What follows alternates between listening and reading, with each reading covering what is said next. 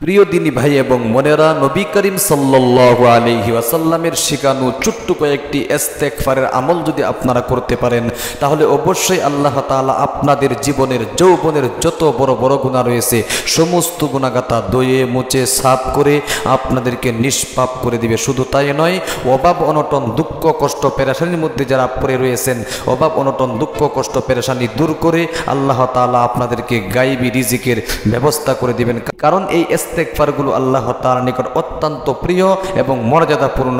আপনারা আগে পরে তিনবার করে দুরূদ শরীফের আমলটা করে যদি আপনারা এই ইস্তেগফারগুলো করতে পারেন, অবশ্যই আল্লাহ তাআলা আপনার সব সমস্যার সমাধান করে দিবে। তাহলে আসুন প্রিয় দিনী ভাই এবং বোনেরা, গুরুত্বপূর্ণ ইস্তেগফারগুলো আমরা শিখে নেই। এই গুরুত্বপূর্ণ ইস্তেগফারগুলো আমাদেরকে শিখতে হবে। আল্লাহ তাআলা কুরআনুল কারীমের মধ্যে বলেছেন, ফাকুল তুস্তাগফিরু রাব্বাকুম ইন্নাহু কানা গফফারা।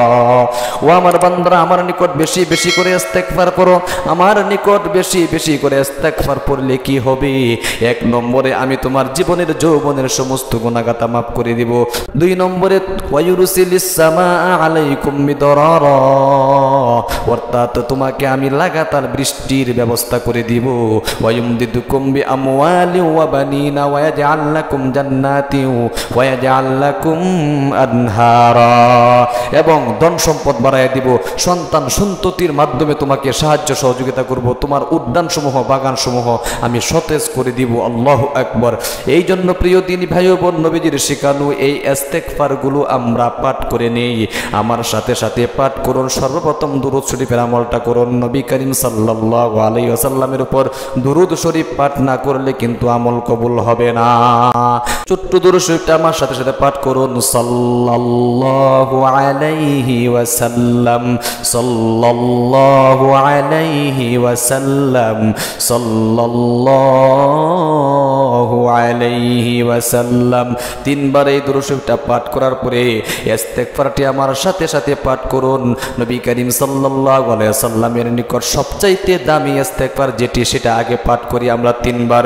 সুবহানাল্লাহি ওয়া বিহামদিহি, সুবহানাল্লাহিল আযীম ওয়া বিহামদিহি, আস্তাগফিরুল্লাহ ওয়া আতুবু ইলাইহি। সুবহানাল্লাহি ওয়া বিহামদিহি, সুবহানাল্লাহিল আযীম ওয়া বিহামদিহি, আস্তাগফিরুল্লাহ ওয়া আতুবু ইলাইহি। সুবহানাল্লাহি ওয়া বিহামদিহি, সুবহানাল্লাহিল আযীম ওয়া বিহামদিহি, আস্তাগফিরুল্লাহ ওয়া আতুবু ইলাইহি। তিনবার এই ইস্তেগফারটা পাঠ করার পরে আরেকটি ইস্তেগফার রয়েছে, সেটা পাঠ করুন। আস্তাগফিরুল্লাহাল্লাযী লা ইলাহা ইল্লা হুয়াল হাইয়ুল কাইয়্যুম। আল্লাহু আকবার। আবার পাঠ করুন। আস্তাগফিরুল্লাহাল্লাযী লা ইলাহা ইল্লা হুয়াল হাইয়ুল কাইয়্যুম। আবার পাঠ করুন। আস্তাগফিরুল্লাহাল্লাযী লা ইলাহা ইল্লা হুয়াল হাইয়ুল কাইয়্যুম। সর্বশেষে আবার দুরূদ শরীফটা তিনবার পাঠ করুন।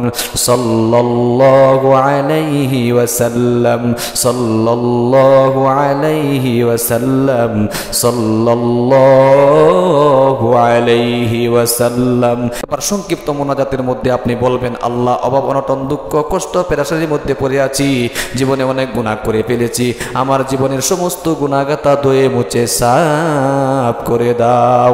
আপনার যেটা চাওয়ার আল্লাহ তাআলার নিকট চাইবেন। কিছুদিন যদি আমলটা করতে পারেন, আল্লাহ তাআলা আপনাদের জীবনের যত বড় বড় গুনাহ রয়েছে সমস্ত গুনাহ থেকে আপনাদেরকে নিষ্পাপ করে দিবে এবং আপনার অভাব অনটন দুঃখ কষ্ট পেরেশানি সব দূর করে গায়বী রিজিকের ব্যবস্থা করে দিবে ইনশাআল্লাহ। আপনারা আমলগুলো করবেন। আল্লাহ, তুমি তোমার বান্দা বান্দীদেরকে এই আমলগুলো করার তৌফিক দান করো। আমিন। আপনিও কমেন্ট বক্সে ইনশাআল্লাহ আমিন বলে দোয়ার মধ্যে শামিল থাকবেন।